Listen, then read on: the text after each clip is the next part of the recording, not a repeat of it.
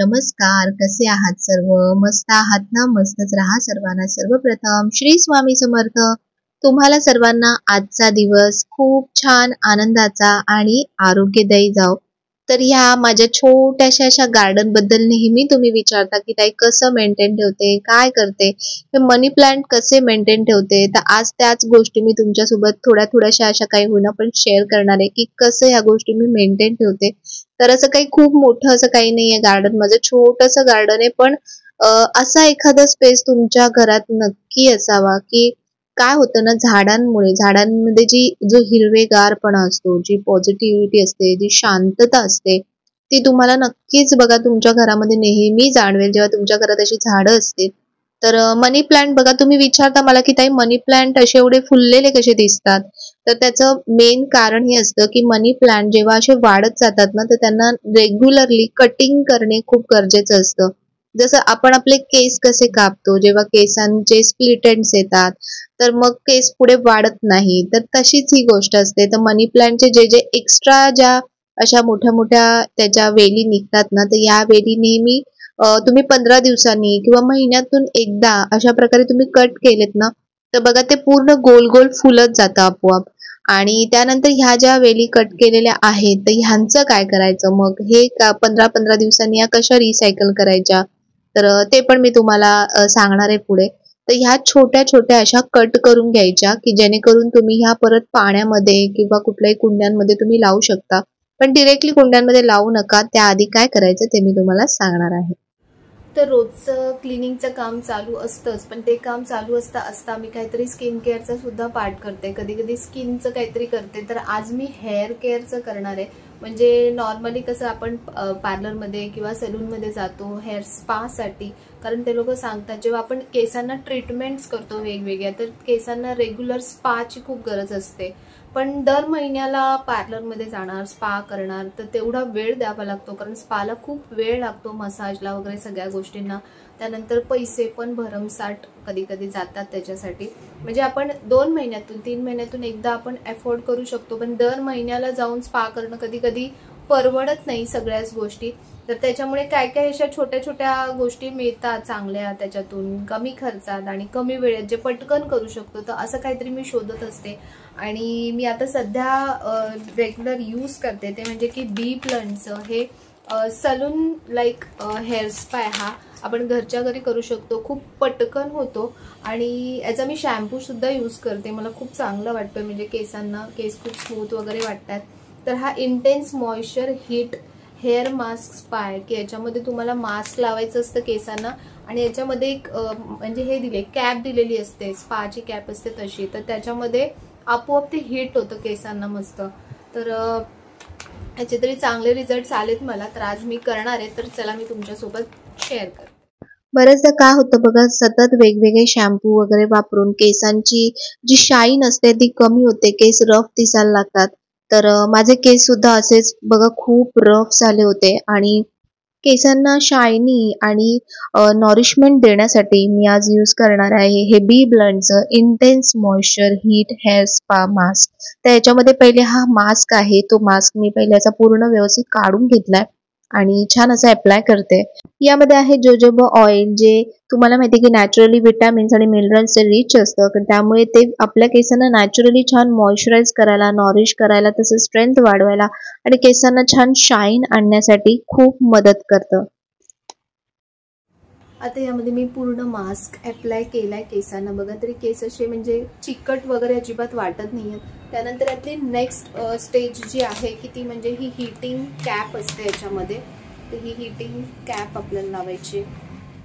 तसंच यामध्ये आहे विटॅमिन ई, की जे एकदम ग्रेट इन्ग्रेडियंट आहे, जे आपल्या केसांना हायड्रेट ठेवायला, तसंच केसांचे जे ड्राय फ्लेकी स्कॅल्प असतात ते रिज्युनेट करायला मदत करतं. तसंच केसांची जी इलास्टिसिटी असते, शाईन असते, ती परत आणण्यासाठी केसांना हे खूप मदत करतं. तर ही कॅप 5 मिनिटं ठेवल्यानंतर वॉश केल्यानंतर तुम्ही माझ्या केसांचा इफेक्ट बघू शकता. यासोबतच बी प्लंटचे आणखीन छान प्रोडक्ट्स आहेत, ते म्हणजे इंटेन्स शाईन हेअर मास्क आणि इंटेन्स मॉइश्चर हेअर मास्क. हे पण तुम्ही नक्की ट्राय करून बघा. तसंच बी ब्लंट हे प्रीमियम हेअर केअर आणि स्टायलिंग ब्रँड आहे, जे लोकप्रिय आहे कटिंग एज हेअर स्टायलिंग आणि हेअर केअरसाठी. प्रत्येक वेळी तुम्ही जेव्हा खरेदी करता तेव्हा बी ब्लंट तुमची ऑर्डर बी ब्लंट शाईन अकॅडमीद्वारे संभाव फाउंडेशन सोबत एका वुमन एम्पॉवरशी लिंक करते आणि ते देशभरातील 10,000 महिलांच्या सक्षमीकरणाच्या मोहिमेवर आहेत. तर मला तर या हेअर स्पाचा खूप छान असा रिझल्ट मिळालेला आहे. आणि बी ब्लंटचे हे जे प्रोडक्ट्स आहेत तर हे सर्व नायका, ॲमेझॉन, फ्लिपकार्टवर सुद्धा अवेलेबल आहेत. तसेच बी ब्लंटची जी ऑफिशियल साईट आहे bblunt.com तर तिथे सुद्धा हे प्रोडक्ट्स अवेलेबल आहेत. तर बी ब्लंटच्या साईटवर जाऊन तुम्ही जर माझा हा कुपन कोड यूज केलात mkoli2024 तर तुम्हाला मिळणार आहे 20% पर्यंत डिस्काउंट. तर या प्रोडक्टची लिंक जी आहे ती मी डिस्क्रिप्शन बॉक्समध्ये दिलेली आहे, तुम्ही डिस्क्रिप्शनमध्ये जाऊन चेक करू शकता. माझ्या घरामध्ये तुम्हाला बऱ्याच ठिकाणी मनी प्लांट दिसतील. मला मनी प्लांट सगळ्यात जास्त आवडतं. यासाठी नाही की मनी प्लांटचा बरेच जण असं म्हणतात की मनी प्लांट लावले की घरामध्ये पैसा जास्त येतो, तर त्या गोष्टीसाठी मी कधीच झाडांकडे त्या दृष्टीने बघतच नाही. मला आवडतात कारण ते खूप म्हणजे इझी टू केअर असतात. त्यांना जास्त केअर करण्याची गरज लागत नाही. कुठल्याही परिस्थितीमध्ये ते छान सर्व्हाइव्ह करतात. त्यांना जास्त पाण्याची सुद्धा गरज लागत नाही, जास्त उन्हाची गरज लागत नाही. असे बरेचसे घर असतात. तर माझ्या इथे तुम्ही बघितलं की ऊन खूपच कमी येतं, तर त्याच्यामुळे मला अशीच झाडं हवी असतात की जी कमी उन्हामध्ये सर्व्हाइव्ह करू शकतात. तर म्हणून मी बरीचशी सगळी अशीच इंडोर जी प्लांट्स असतात तेच प्लांट्स लावलेत. तर तुम्ही पण YouTube वरती किंवा तुम्ही Google वरती किंवा तुम्ही नर्सरीमध्ये जाऊन सुद्धा चेक करू शकता की इंडोर कुठले प्लांट्स आहेत. जे पण इंडोर प्लांट्स असतात ना त्यांना पाण्याचं प्रमाण खूप कमी लागतं, खतांचं प्रमाण खूप कमी लागतं. ते कुठल्याही कंडिशनमध्ये छान सर्व्हाइव्ह करतात.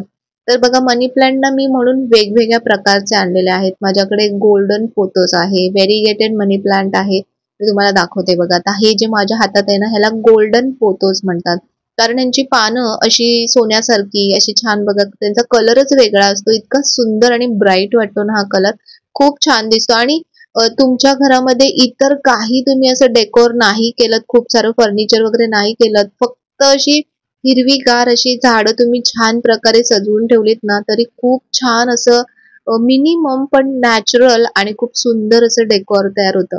तर बघा आता ह्या माझ्याकडे ज्या जुन्या बॉटल्स आहेत काचेच्या पाण्याच्या, तर त्याच्यामध्ये पाणी टाकून त्याच्यामध्ये मी अशा प्रकारे हे जे कटिंग्स होते मी आता तुम्हाला मगाशी दाखवले, तर ते कटिंग्स मी नेहमी चेंज करत राहते. यातले जे कटिंग्स असतात टाकलेले त्याला अशा प्रकारची बघा मुळं फुटतात. तर ही कटिंग्स तुम्ही मातीमध्ये लावा, एकदम सुंदर पटकन मनी प्लांट लागतं आणि खूप छान ग्रो सुद्धा होतं. मनी प्लांट लावताना तुम्ही त्याच्यामध्ये फक्त शेणखत किंवा गांडूळ खत याचा वापर करा. जास्तीत म्हणजे खतांचा जास्त वापर करायचाच नाही, कारण या झाडांना काही फुलं येत नाहीत, फक्त पानांची जी झाडं असतात तर त्याच्यामुळे त्यांना खूप सारी खतं घालायची गरज पडत नाही आपल्याला. आणि पाणी तुम्ही रेग्युलर घालत जा, जसं वातावरण असतं. आता थंडी आहे तर थंडीमध्ये तुम्ही 2 ते 3 दिवसांनी जरी पाणी टाकलं झाडांना तरी चालतं. आणि बघा आता असं मी सगळं हे इथला हा जो सेक्शन आहे ना माझा किचनचा, इतर काही डेकोरेशन नाही, पण ज्या गोष्टी आहेत अवेलेबल आपल्याकडे त्याच गोष्टींना थोडंसं वेगळ्या प्रकारे आपण सजवून ठेवलं ना तर किती सुंदर दिसतं बघा. आता हा जो पोर्शन आहे तर मी इथे थोडंसं आता क्लीन करून घेते पहिले, कारण हे सगळं ठेवलेलं असतं त्याच्यामुळे रोजच्या रोज सगळं काढून पुसता येत नाही. तर बघा आता मी सगळं हे अरेंज करते. झाडांसोबत आहे ना मातीचा जो रंग आहे ना तो एकदम खुलून दिसतो. तुम्ही बघा ही जी म्हणजे छोटं माझ्याकडे मी हे भांडं आणलं होतं मातीचं, तर ते मी काही दुसऱ्या गोष्टींसाठी वापरलं नाही, त्याच्यामध्येच ती बॉटल ठेवली, पण किती सुंदर दिसते. आणि जेव्हा आपण आपला जास्तीत जास्त वेळ हा आपल्या किचन मध्ये जातो आणि जेव्हा जेवण बनवताना असं समोर जेव्हा अशी छान ग्रीनरी असते ना, डोळ्यांना असं छान थंडावा आणि एकदम मस्त वाटतं. तुम्ही खरंच करून बघा, तुमच्या किचन मध्ये एखादं तरी असं झाड छोटंसं लावून ठेवा. आणि कसं नाही, इथे मातीचा काही संबंधच येत नाही, म्हणजे पाण्यामध्येच लावायचे असतात, तर त्याच्यामुळे ती खूप कमीत कमी त्याला मेंटेनन्स असतो. आणि तुम्ही 2 दिवसांनी किंवा आठवड्यातून एकदा जरी यातलं पाणी चेंज केलं तरी चालतं. कारण पण पाणी नक्की चेंज करत जा, कारण पाण्यामधले जे पोषक द्रव्य असतात ते झाड शोषून घेतं आणि त्यानंतर मग पुन्हा नवीन जेव्हा आपण पाणी टाकतो तेव्हा त्यांना पुन्हा नव्याने त्यांचं खाणं मिळतं.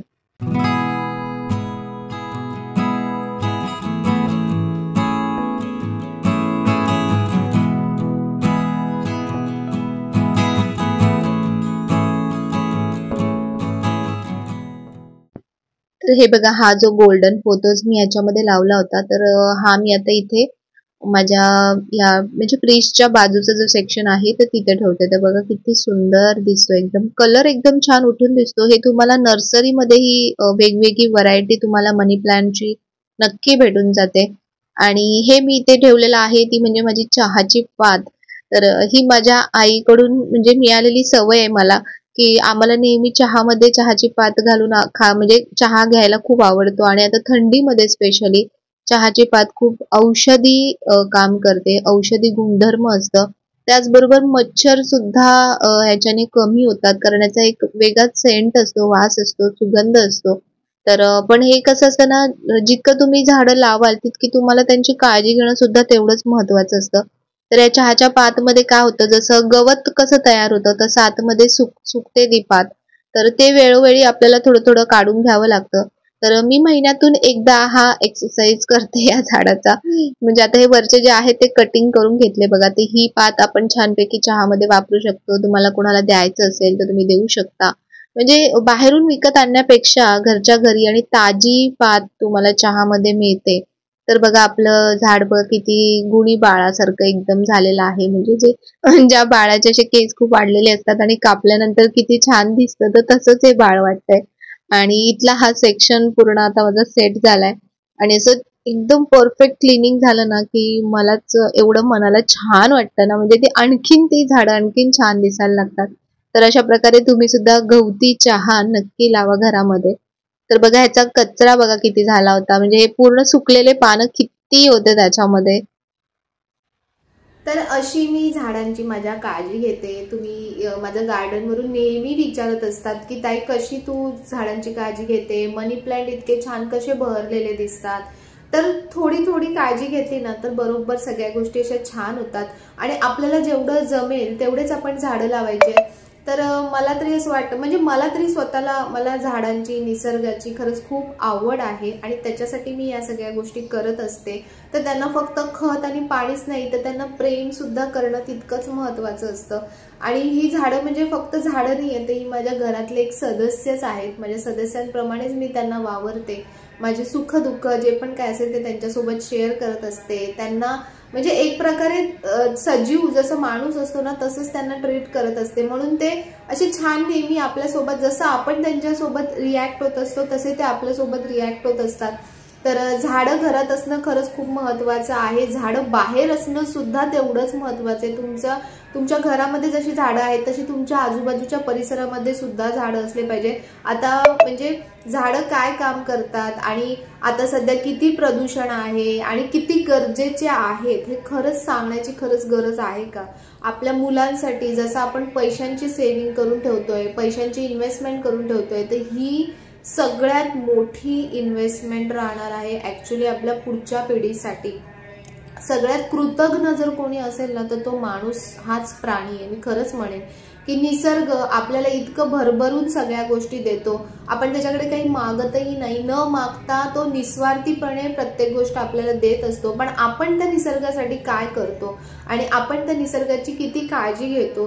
तर म्हणूनच म्हणतात ना की निसर्ग जो कोपतोय सध्या तो त्याच्यामुळेच की एक एक लिमिट असते ना कुठलीही गोष्ट सहन करण्याची, तर तशीच त्याची सुद्धा कदाचित ती लिमिट क्रॉस होत असेल आणि त्याच्यामुळे निसर्ग आपल्यावरती असा प्रत्येक गोष्टीमध्ये कोपत असेल. पण ती गोष्ट पुढे न व्हावी, अजून ती म्हणजे एक्स्ट्रीम लेवलला न पोचावी, आपली जी पुढची पिढी आहे त्यांना पण त्यांचं आयुष्य छान चांगलं जगता आलं पाहिजे.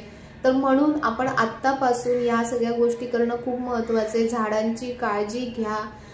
मला तरी म्हणजे मी खूप कळकळीने ही गोष्ट नेहमी सांगत असते की रस्ते बांधण्यासाठी, बिल्डिंग बनवण्यासाठी, सगळ्या गोष्टींसाठी जी जुनी मोठी वर्षानुवर्षाची झाडं असतात ती तोडली जातात.